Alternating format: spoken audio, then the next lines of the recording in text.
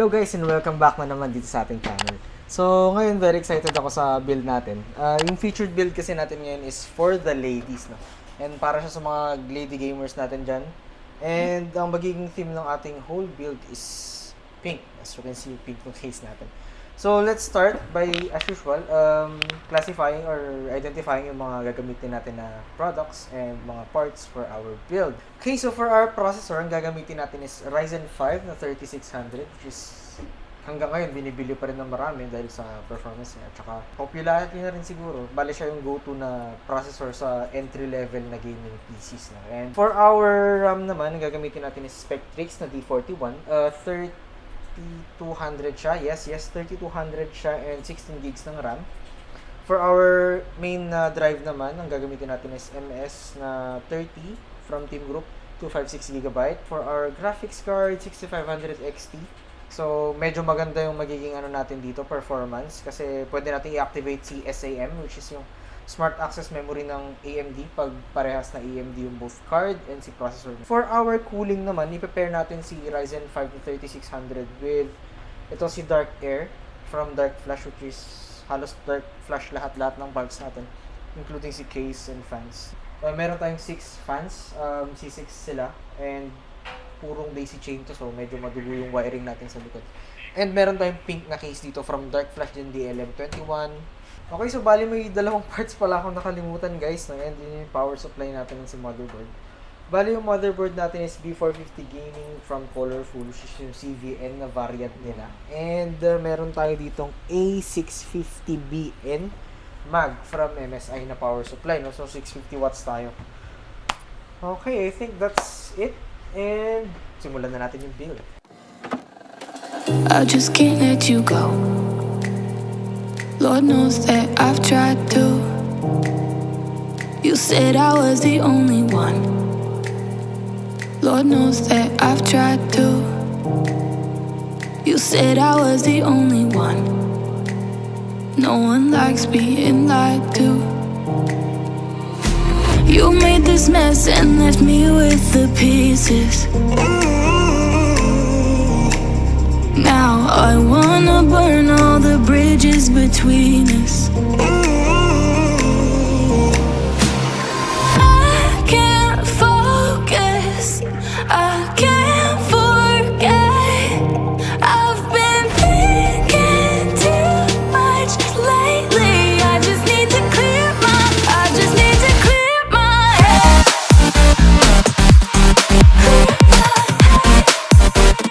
I just need to clear my head.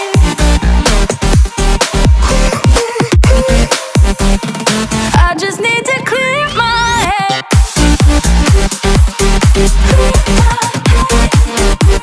I just need to clear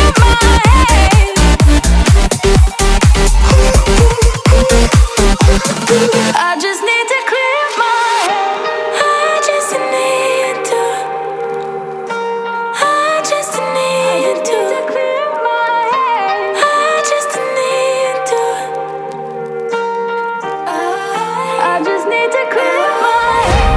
I just need to. I just need to clear my head. I just need to. I just need to clear my head. I can't focus, I can't forget.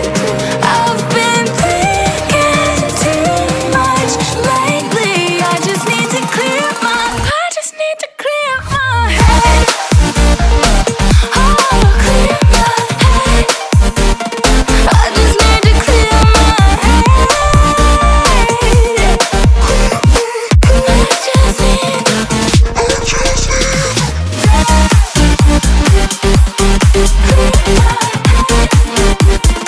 I just need to clear my head.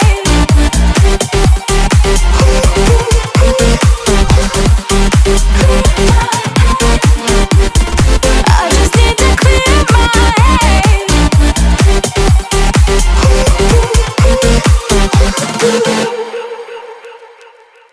Okay, so we're done with the build. And eto, as you can see, nilagay na rin natin yung mga pink na ano natin, peripherals natin to match yung ating build. Honestly, okay naman sana, mas okay pa sana, I mean, yung naging itsura ng setup kung meron din tayong white siguro or let's say pink, pero unlikely pero white siguro na monitor sana. But overall, okay naman, satisfying naman yung look. I don't know kasi hindi ko masabi since para nga sa ladies nung setup natin. And natapos na rin natin yung mga test. Ito yung mga results dun sa user benchmark.